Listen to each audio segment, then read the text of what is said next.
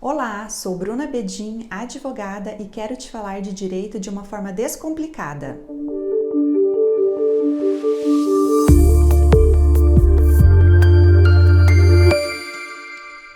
No vídeo de hoje, eu quero falar com vocês sobre o direito trabalhista dos aeronautas. Essa matéria eu acompanho e estudo há mais de 5 anos e tive a oportunidade de publicar um livro sobre esse tema. Quando a gente fala em direito trabalhista dos aeronautas, nós temos que ter em mente, primeiro, a nova lei dos aeronautas e ainda a convenção coletiva da categoria e, de forma subsidiária, a CLT, que é a consolidação das leis do trabalho. Mas antes, eu gostaria de te perguntar se você já está inscrito no canal. Se não estiver, clique em inscrever-se para receber os próximos vídeos. E se você gostou desse tema, dê o seu like e compartilhe com seus amigos. Para iniciar, eu quero contextualizar quem são os aeronautas. São aqueles profissionais que trabalham a bordo da aeronave, conhecidos como tripulantes, que são o piloto, o comissário e o mecânico de voo. Em razão das peculiaridades das atividades que os aeronautas exercem, eles possuem uma legislação própria, específica para eles. Em 2017, nós tivemos profundas alterações legislativas, começando em julho com a reforma trabalhista. A reforma trabalhista trouxe novas diretrizes, alterando mais de 200 artigos da CLT, retirando inúmeros direitos aos trabalhadores em prol da economia do Brasil.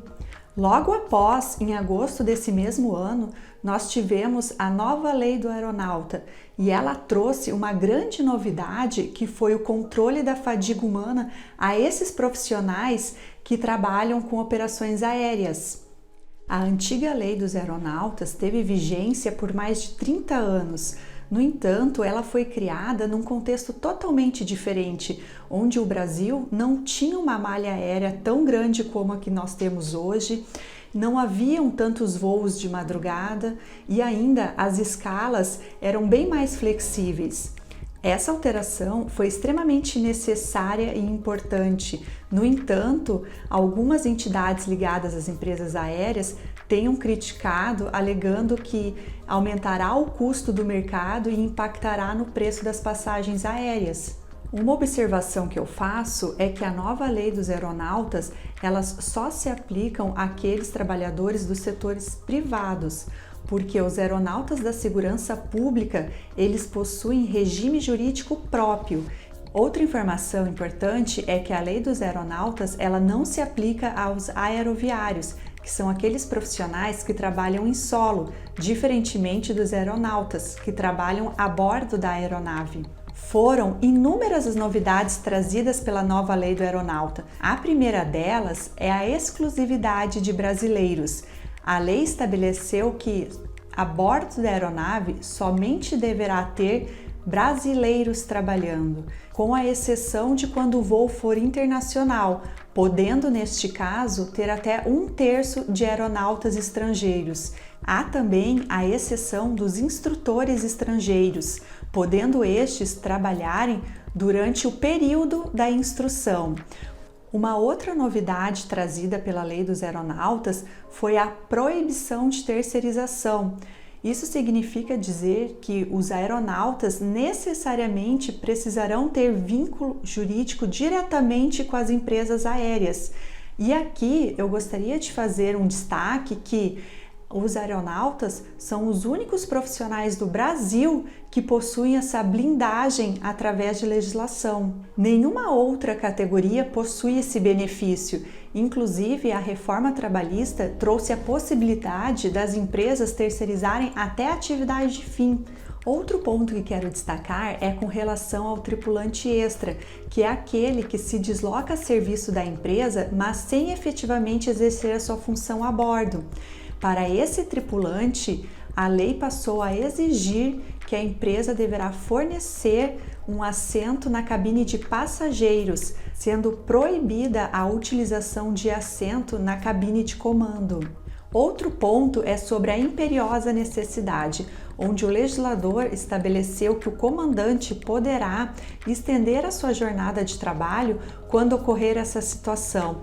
E desde já ele estabeleceu que a imperiosa necessidade é aquela decorrente de catástrofe ou problema de infraestrutura que não configure falta ou falha administrativa da empresa.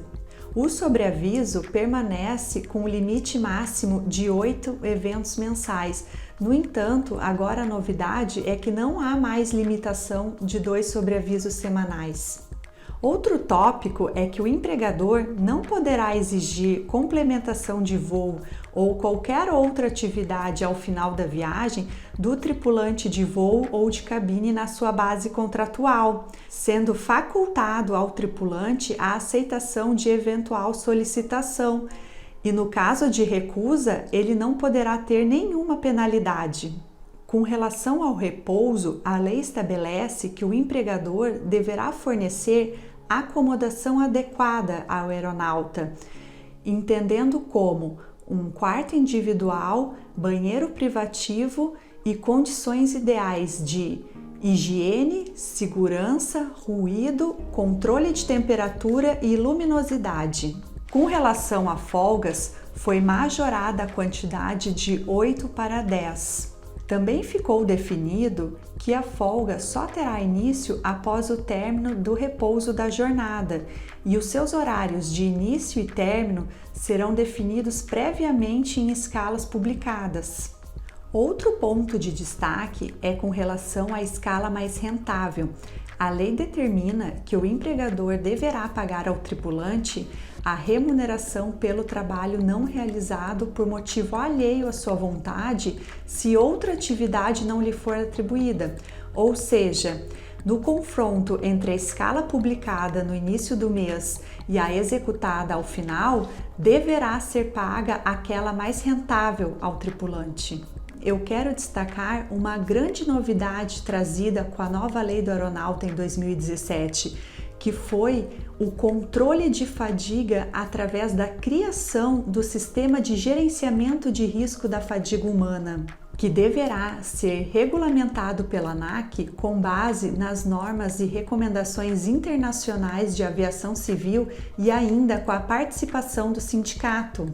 Essa inovação legislativa, ela foi extremamente importante para a categoria dos aeronautas, pois sabemos que no Brasil há um número elevado de afastamentos em razão de patologias, principalmente de ordens psiquiátricas. Eu tive a oportunidade de abordar no último capítulo do meu livro sobre a saúde psíquica do aeronauta, destacando que o medo da morte, o confinamento, o fuso horário, a privação de sono e a sensação de solidão acarretam doenças crônicas como a ansiedade e a depressão.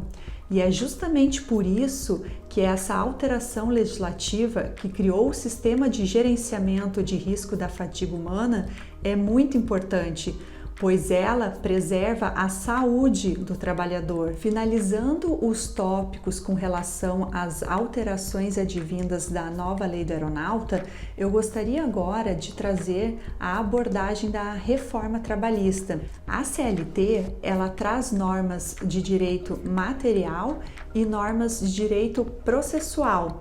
Com relação aos aeronautas, eu vou destacar as normas processuais, pois é essas que atingem frontalmente essa categoria profissional.